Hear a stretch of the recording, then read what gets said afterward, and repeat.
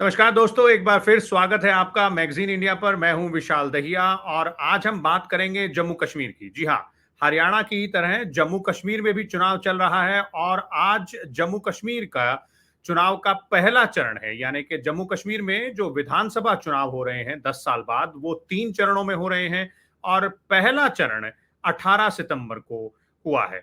इस पहले चरण में जो 24 विधानसभा सीटें हैं, जम्मू कश्मीर की 90 विधानसभा सीटें हैं हरियाणा की तरह ही, और उनमें से 24 विधानसभा सीटों के लिए वोट डाले गए हैं। इन 24 विधानसभा सीटों पर 200 से ज्यादा उम्मीदवारों ने अपना अपना किस्मत आजमाई, अपना भाग्य आजमाया और लगभग 23 लाख मतदाता ऐसे थे जो कि इस फेज में वोट करने के लिए, अपना मतदान देने के लिए एलिजिबल थे। कई बड़े चेहरे इस फेज में थे, चाहे हम बात करें पीडीपी की अध्यक्ष महबूबा मुफ्ती की जो बेटी है, वो चुनावी मैदान में थी। उसके अलावा कांग्रेस के कद्दावर नेता गुलाम अहमद मीर चुनावी मैदान में थे और नेशनल कॉन्फ्रेंस और भारतीय जनता पार्टी से भी उनके कई राज्य स्तर के बड़े नाम इस चुनावी मैदान में थे। तो समझने की कोशिश करेंगे कि पहला चरण कैसा रहा, किसको बढ़त मिलती दिखाई दे रही है, कौन बाजी मारता दिख रहा है और कौन पिछड़ता दिख रहा है इन 24 विधानसभा सीटों में। और इस सब के लिए हमारे साथ हैं एक खास मेहमान, सीधे श्रीनगर से जुड़ रहे हैं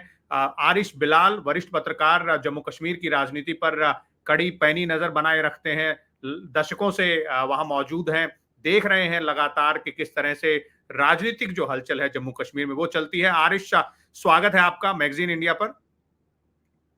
थैंक यू विशाल जी, बहुत बहुत धन्यवाद आपका। तो पहला सवाल आरिश भाई आपसे जो करना चाहता हूं वो ये कि ये तो सबको मालूम है कि इन 24 सीटों में 16 सीटें दक्षिण जो कश्मीर है, यानी कि जिसे हम साउथ कश्मीर कहते हैं, वहां है और 8 सीटें जम्मू में है। लेकिन हमारे जो दर्शक हैं उनके लिए बताइए कि इन 24 में महत्वपूर्ण सीटें कौन सी हैं, कौन सी वो बड़े नाम हैं, बड़ी सीटें हैं जिन पर सबकी नजर रहेगी। देखिए, मोस्ट इम्पोर्टेंटली पहले अपने दर्शकों को ये बताना चाहूँगा कि जो ये वाला फ़ेज़ है, इसमें पूरा साउथ कश्मीर जो है वो कवर होता है। साउथ कश्मीर के जो 4 डिस्ट्रिक्ट्स हैं, जिनमें अनंतनाग, पुलवामा, शोपियाँ और कुलगाम डिस्ट्रिक्ट हैं कश्मीर डिवीज़न में, और जम्मू में डोडा, किश्तवाड़ और रामबन डिस्ट्रिक्ट हैं, तो कुल मिलाकर 7 डिस्ट्रिक्ट्स हैं जिनमें ये चुनाव होना है। तो अगर हम कश्मीर की बात करें तो ये बेल्ट जो है हमेशा बहुत सेंसिटिव रहा है, क्योंकि हमेशा से ये बेल्ट जो है मिलिटेंट से रिलेटेड इंसिडेंट्स के लिए खबरों में रहा है। लेकिन अब सिचुएशन जो है वो काफ़ी बदल गई है। हाल-फिलहाल में जो है अगर देखें तो कोई बड़ी घटना जो है इस इलाके में नहीं हुई है, खाली कुकरनाग एनकाउंटर को छोड़ के, जिसमें सेना और पुलिस के कई ऑफिसर जो है उनकी मौत हो गई थी। लेकिन कुल मिलाकर अगर इलेक्शन के बारे में हम बात करें तो सिक्योरिटी सिनेरियो जो है वो बहुत कंट्रोल में है, और सुबह से ही आज अच्छी खासी तादाद में लोग जो हैं वो पोलिंग बूथ्स पर देखने को मिले। खास तौर से जो युवा हैं उनमें काफ़ी उत्साह देखने को मिल रहा है। काफ़ी संख्या में जो फर्स्ट टाइम वोटर्स हैं वो वोट डालने के लिए आ रहे हैं। तो जैसे मैं आपने बताया कि कुल मिलाकर अगर हम देखें तो इल्तिजा मुफ्ती जो है वो अपना पॉलिटिकल डेब्यू जो है वो बिजबिहाड़ा कॉन्स्टिट्यूंसी से कर रही हैं। हालाँकि ये सीट जो है उनके जो ग्रैंडफ़ादर है मुफ्ती मोहम्मद सईद और उनकी माता जो है महबूबा मुफ्ती, वो भी रिप्रेज़ेंट कर चुकी हैं। लेकिन ये सेफ सीट मानी जाती है पीडीपी के लिए, क्योंकि एक वेस्टर्न जो है पीडीपी अनंतनाग का जिले वो में, यहाँ पर। जी, जी, साउथ कश्मीर के अनंतनाग अनंतनाग जिले डिस्ट्रिक्ट में। जी, जी, बिजबिहाड़ा जो है वहाँ से इल्तिजा मुफ्ती जो है वो लड़ रही हैं, और उनका पॉलिटिकल डेब्यू जो है वो यहाँ से हो रहा है। और इल्तिजा मुफ्ती की अगर हम बात करें तो वो बहुत डायनामिक यंग लीडर बनकर उभरी हैं, ख़ास तौर से पीडीपी की एक आवाज़ बनकर उभरी है। जब से 2019 का जो एब्रोगेशन हुआ है 370 का, उसके बाद वो काफ़ी समय तक अपनी माँ क की आवाज़ बनकर उभरी है, मीडिया में भी और पॉलिटिकल फ्रंट पे भी, क्योंकि उनकी माँ जो है वो नज़रबंद थी। तो आज उन्होंने एक तो अपना वोट डाला, लेकिन इसके साथ उन्होंने ये भी दावा किया कि ये सीट जो है वो जीत चुकी हैं। काफ़ी उत्साह उनको देखने को मिला। इसके अलावा गुलाम अहमद मीर जो हैं, जो प्रदेश कांग्रेस के प्रेज़िडेंट रह चुके हैं, वो भी अपनी किस्मत आज़मा रहे हैं। अ और एक नाम जो है डॉक्टर महबूब बेग, वो भी जो है लड़ रहे हैं इस अनंतनाग कॉन्स्टिट्यूंसी, और भी कई लोग हैं जो खासतौर से, अगर हम एक नया फैक्टर जो है बनकर सामने उभरा है, जमात-ए-इस्लामी और इंजीनियर रशीद की अवामी इत्तेहाद पार्टी। हालाँकि अवामी इत्तेहाद पार्टी अभी तक जो है वो नॉर्थ कश्मीर सेंट्रिक रही है, लेकिन जब से इंजीनियर रशीद जो है ज़मानत पर बाहर आए हैं, तो उन्होंने साउथ कश्मीर में काफ़ी रैलीज़ की हैं, लोगों का मिला-जुला रिस्पॉन्स रहा वहाँ पे। लेकिन जमात-ए-इस्लामी के साथ जो उनका जो ट्रिपल अलायंस बना है, तो वो बड़ा डिसाइडिंग फैक्टर होने वाला है साउथ कश्मीर। जी, आपने जी, विशाल बात जी। की कि बड़ी संख्या में लोग बाहर आए, खास तौर पे जो फर्स्ट टाइम वोटर्स हैं, जो यंग वोटर्स हैं, वो बाहर आए। तो यहाँ ये बताना दर्शकों को बहुत ज़रूरी हो जाता है कि जम्मू कश्मीर में जो विधानसभा चुनाव है, वो 10 साल के अंतराल के बाद हो रहा है। यानी कि जी। जो यंग वोटर्स जिन्हें पहला फर्स्ट टाइम वोटर कहा जाए, अगर वो 2015 में वोट के लिए एलिजिबल हुए थे, तो वो अब 9 साल बाद जो है पहले अपने विधानसभा चुनाव में अपनी वोट डालेंगे। इस बीच लोकसभा चुनाव हुए 2 और उनमें भी मतदान डाला गया, 2019 में हुआ, 2024 में हुआ, लेकिन विधानसभा चुनाव 10 साल में पहली बार हो रहा है। तो इसको देखते हुए किस तरह की आपके पास रिपोर्ट्स हैं पोलिंग बूथ्स पे, चाहे वो इंटीरियर्स में हो, साउथ कश्मीर की तरफ भी और इधर जम्मू की तरफ भी, कितनी भीड़ है? क्योंकि आंकड़े जो हमें बताते हैं, वो ये बताते हैं कि लगभग 3 बजे के आसपास तक 40% के आसपास था और 5 से 6 बजते-बजते वो 60% के लगभग का आंकड़ा छूता दिख रहा है। जी, सही बात है। जो 2014 में इलेक्शन हुआ था, जो लोग उस टाइम 8 साल के थे, वो अब 18 साल के हो गए हैं, यानी वो एलिजिबल हो गए हैं वोट डालने के लिए। तो इस दौरान उन्होंने जो है पब्लिक रिप्रेजेंटेशन जिसको हम कहेंगे, लोगों की सरकार नहीं देखी, क्योंकि लगातार तब से जो है 2018 में जो सत्यपाल मलिक थे, उस वक़्त के गवर्नर, 2 नवंबर 2018 में उन्होंने असेंबली को डिसॉल्व किया था और उसके बाद इलेक्शन नहीं हो पाया। और अब 10 साल के बाद, यानी 2014 को छोड़ के अब 10 साल के बाद इलेक्शन हो रहा है। तो इसमें जो नई जनरेशन जो 18 साल के हुए हैं, वो फर्स्ट टाइमर्स हैं, उनमें काफ़ी उत्साह देखने को मिल रहा है, क्योंकि जो पीछे जो पार्लियामेंट्री इलेक्शन हुए हैं, उसमें भी हमने देखा कि यंगस्टर जो है, खास तौर से नौजवान जो है, वो बहुत बढ़-चढ़ कर हिस्सा ले रहे हैं। और जिस तरह से नॉर्थ कश्मीर की अगर हम बात करें, तो वहाँ पर इंजीनियर रशीद के बेटे जो हैं अबरार, उन्होंने वो खुद एक युवा है, 22 साल की उनकी उम्र है, और जिस तरह उन्होंने अपने पिता के लिए कैम्पेनिंग की और जिस तरह से उनके साथ नौजवान जुड़े, वो बड़ा एक डिसाइडिंग फैक्टर बना वहाँ पे। और उन्होंने वहाँ पर उमर अब्दुल्ला और पीपल्स कॉन्फ्रेंस के जो प्रेज़िडेंट हैं सज्जाद गनी लोन, दोनों को पछाड़ दिया, और बड़ा एक सरप्राइज़िंग रिज़ल्ट आया वहाँ पे। हालाँकि जो उनके अपोनेंट्स हैं, वो ये भी कह रहे हैं कि सिम्पैथी वोट था, लेकिन कुल मिलाकर अगर हम देखा जाए, तो नॉर्थ कश्मीर, साउथ कश्मीर में जो फर्स्ट टाइम वोटर्स हैं, उनमें काफ़ी उत्साह देखने को मिला है। और अब ये देखने वाली बात होगी कि क्या वो दोबारा से वही अब्दुल्लाज़ और मुफ्तीज़ को जी, चुनेंगे, या जो क्या नए क्या लोग सामने क्या आ वही रहे हैं। लोकसभा जी, बिल्कुल कि क्या वही लोकसभा चुनाव में जिस तरह के उम्मीदवारों को और जिस तरह जो पार्टियां थी उनको जिस तरह का नतीजा देखने को मिला, क्या उसी तरह का नतीजा देखने को मिलेगा? क्योंकि यही वो वोटर हैं जिन्होंने लगभग कुछ महीने पहले 2024 के जो लोकसभा चुनाव थे, उनमें भी अपने मताधिकार का, अपने वोट के अधिकार का प्रयोग किया था, इस्तेमाल किया था। एक इम्पॉर्टेंट बात यहाँ जो है जो राजनीतिक समीकरण जिसको हम बोलते हैं, चुनावी समीकरण जिसको बोलते हैं आरिश भाई, वो ये है कि आपने बात की किस तरह जो इंजीनियर रशीद की पार्टी है या फिर जमाते इस्लामी के साथ जो उसका गठबंधन हुआ, इसी तरह एक गठबंधन और है नेशनल कॉन्फ्रेंस और कांग्रेस का। और इस फेज में हमें देखने को मिला कि लगभग 3 या 4 सीटें ऐसी हैं जहां फ्रेंडली फाइट है दोनों पार्टियों में। जी, बिल्कुल। देखिए, अगर हम बात करें, नेशनल कॉन्फ्रेंस और कांग्रेस जो है, वो पहली बार साथ नहीं आए हैं, बल्कि पिछले कई दहाइयों में उनका जो है साथ रहा है। और अगर हम देखें, जो इस वक़्त पॉलिटिकल डायनामिक्स है जम्मू एंड कश्मीर, तो वो नेचुरल एलाइज़ बनते हैं।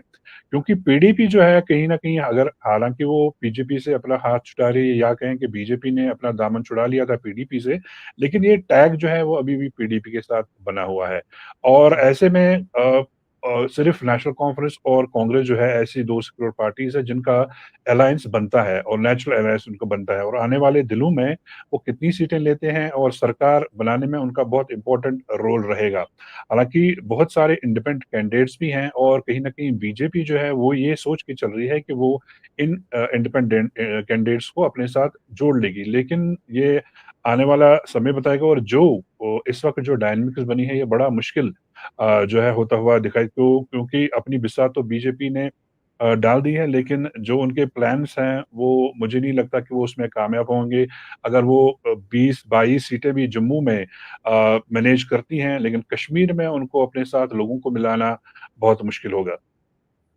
तो क्या क्या इसी तरह ये भी माना जाए, क्योंकि आपने कहा कि भाई और पॉलिटिकल डायनामिक्स में साफ दिखाई दे रहा है कि भारतीय जनता पार्टी के लिए जो जम्मू का इलाका है वहां जीत हासिल करना थोड़ा सा आसान है बनिस्बत कश्मीर की जो विधानसभा सीटें हैं वहां पर जीतना, और इसीलिए वहां जो इंडिपेंडेंट उम्मीदवार हैं जैसा कि आपने बताया उनको थोड़ा सा समर्थन भारतीय जनता पार्टी की तरफ से है। लेकिन वहीं अगर एनसी और पीडीपी की बात करें तो उनके लिए भी जम्मू में शायद उतना ही मुश्किल है जितना कि भारतीय जनता पार्टी के लिए कश्मीर में है। क्या ये मानना सही होगा? जी, यही वजह है कि नेशनल कॉन्फ्रेंस और कांग्रेस का अलायंस हुआ है, क्योंकि नेशनल कॉन्फ्रेंस पता है कि जम्मू में वो ज़्यादा कुछ नहीं कर पाएँगी और इसलिए उन्होंने कांग्रेस का जो है हाथ पकड़ा है, और पीडीपी जो है वो सोलो खेल रही है, और नेशनल कॉन्फ्रेंस जो एंटायरली कांग्रेस पे डिपेंडेंट है जम्मू में परफॉर्म करने के लिए। ऐसा नहीं है कि ये क्या केक वॉक होगा बीजेपी के लिए जम्मू में, कांग्रेस के भी वहाँ पर अच्छी खासी प्रेज़ेंस है, और कुछ इलाकों में नेशनल कॉन्फ्रेंस भी जो है अच्छा परफ़ॉर्म जो है कर चुकी है, और उम्मीद है कि वो दोबारा से करेंगे। और जैसे मैंने कहा कि बीजेपी की ये नज़र है, उनका आइडिया ये है कि वो जम्मू में अगर 37 सीटें, 35 से 37 सीटें वो हासिल करने में कामयाब होती हैं, तो बाकी जो बची-खुची सीटें हैं, वो इंडिपेंडेंट्स को मिलाकर जो है वो नंबर जो है वो क्रॉस कर लेंगी, क्योंकि उनकी क्योंकि नज़र जो क्योंकि है। क्योंकि अब 90 सीटों की विधानसभा है, तो हरियाणा की तरह ही जी। 46 सीटें चाहिए सरकार बनाने के लिए। बिल्कुल, बिल्कुल, बिल्कुल, और कहीं न कहीं उनकी नज़र जो है वो अपनी पार्टी के अल्ताफ़ बुख़ारी और जो सज्जाद गनी लोन हैं, पीपल्स कॉन्फ्रेंस के, उन पर भी हैं। और अब ये देखना होगा कि ये जो पार्टियाँ हैं वो कितनी सीटें ले पाएँगी, और क्या वो फिर सरकार बनाने में या सरकार का हिस्सा बनने में कामयाब होंगी, क्योंकि पीपल्स कॉन्फ्रेंस के जो सज्जाद गनी लोन जो हैं वो ऑफ लेट वो ओपनली बीजेपी की मुखालफत करते रहे हैं। हालाँकि वो बीजेपी के कोटा से मंत्री भी रहे हैं, 2.5 साल वो मंत्री भी रहे बीजेपी के कोटा से, लेकिन अब की बार जो है वो खुलकर बीजेपी की मुखालफत भी कर रहे हैं।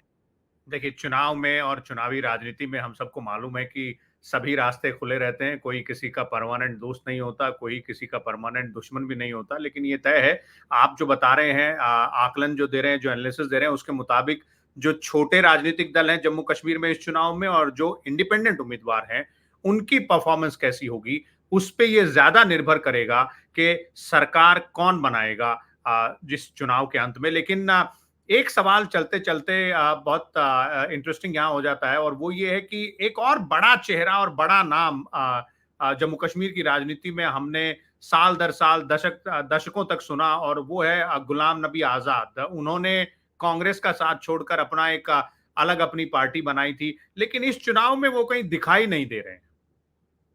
बिल्कुल, और देखिए, जो पार्लियामेंट्री इलेक्शन हुए हैं उसमें डीपीएपी, जो कि गुलाम नबी आज़ाद की पार्टी है, उनके नेताओं की ज़मानत भी ज़ब्त होगी। तो कहीं न कहीं वो जो ये सोच के निकले थे कि उनकी पार्टी जो है जिस तरह वो परफ़ॉर्म करेगी वो नहीं कर पाई, और कहीं न कहीं ये जो है बात खटक रही है, और उनको लगता है कि दोबारा से शायद उनके जो कैंडिडेट्स हैं वो सही से परफ़ॉर्म नहीं कर पाएँगे। मुझे नहीं लगता कि जिस तरह से उनकी कैम्पेनिंग रही है और जिस तरह से उनका कैंडिडेट सिलेक्शन रहा है कि वो अ मुझे बहुत शक है कि अगर वो 1-2 सीटें भी जो है वो ले पाते हैं, तो उनके लिए बहुत बड़ी बात होगी, और यही वजह है कि उनकी कैम्पेनिंग जो है वो कहीं देखने को नहीं मिली। हालाँकि एक मीटिंग में, एक पब्लिक गैदरिंग में उनकी बेटी भी देखने को मिली थी, लेकिन कुल मिलाकर अगर देखा जाए तो डीपीएपी की तरफ से कोई मैसिव गैदरिंग या मैसिव कैम्पेनिंग जो है वो देखने को नहीं मिली। तो मतलब उतना प्रभाव अब नहीं बचा है, लेकिन अगर हंग असेंबली होती है, यानी कि अगर सही क्लियर वर्डिक्ट किसी भी पार्टी या गठबंधन को नहीं मिलता है, तो 1 या 2 सीटें जिनके पास होंगी वो भी बहुत महत्वपूर्ण होंगे। एक आखिरी सवाल हरीश भाई इस चर्चा में, और वो ये कि अब दूसरे चरण का जो मतदान होना है, वो कितनी सीटों पर है, किस इलाके में है, कौन से बड़े नाम हैं जिन पर नज़र रखें? देखिए, दूसरा फ़ेज़ जो है वो 26 सीटों के लिए 25 सितंबर को होगा, और इसमें जो है अ काफ़ी जो कैंडिडेट्स हैं उनकी किस्मत जो है वो दाँव पर लगी होगी, और जैसे मैंने कहा कि ये वाला फ़ेज़ जो है, जो अभी ये फ़ेज़ चल रहा है, इससे एक ट्रेंड जो है वो सेट हो जाएगा। इससे पता चलेगा कि आने वाले दिनों में किस तरह की वोटिंग हमें देखने को मिलेगी। लेकिन जो दूसरा और तीसरा फ़ेज़ जो है, देखिए एक ये होता है कि साइकोलॉजिकल इम्पैक्ट होता है पहले फ़ेज़ का। अगर पहला फ़ेज़ जी। जो है वो इसमें अच्छी वोटर टर्नआउट देखने को मिलेगी, तो लोग जो हैं वो दूसरे और तीसरे फ़ेज़ में और ज़्यादा उनका उत्साह जो है वो देखने को मिलेगा, और पॉलिटिकल पार्टीज़ जो है उनका भी जोश भी देखने को मिलता है। तो आज अभी तक जो है जितने भी इलेक्शन हुए हैं, कहीं न कहीं उनमें से बायकॉट फैक्टर रहा है। लेकिन अब की बार ना तो बायकॉट कहने वाले लोग मौजूद हैं, वो सारे सलाखों के पीछे हैं, पिछले कई सालों से वो जेलों में हैं, और ना लोग जो हैं वो बायकॉट करने के मूड में हैं।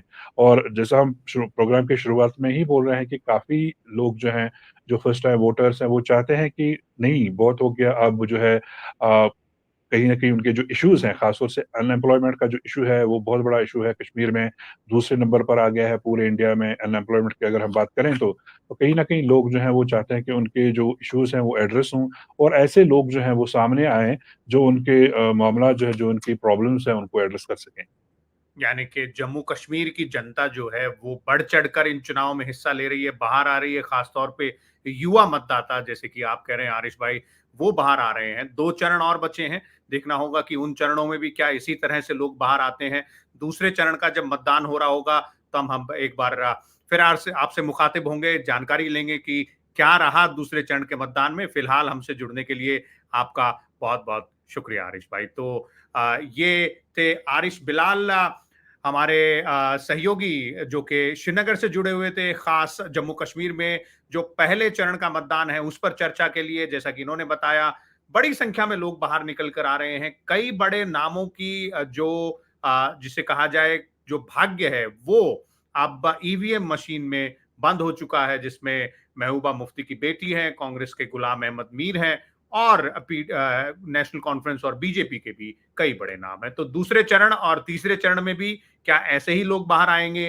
वो कौन से नेता या उम्मीदवार होंगे जिनको बढ़त मिलेगी, जो कि अपनी बढ़त बना पाएंगे, अपनी पार्टी को जितवा पाएंगे, और जम्मू कश्मीर में सरकार आखिर किसकी बनेगी? इन सब बातों के लिए जुड़े रहिए मैगजीन इंडिया के साथ, देखते रहिए हमारे वीडियोस, सब्सक्राइब कीजिए चैनल को, और कमेंट करके बताइए कि वो कौन सी बातें हैं जो कि आप मैगजीन इंडिया पर देखना चाहते हैं। नमस्कार, धन्यवाद।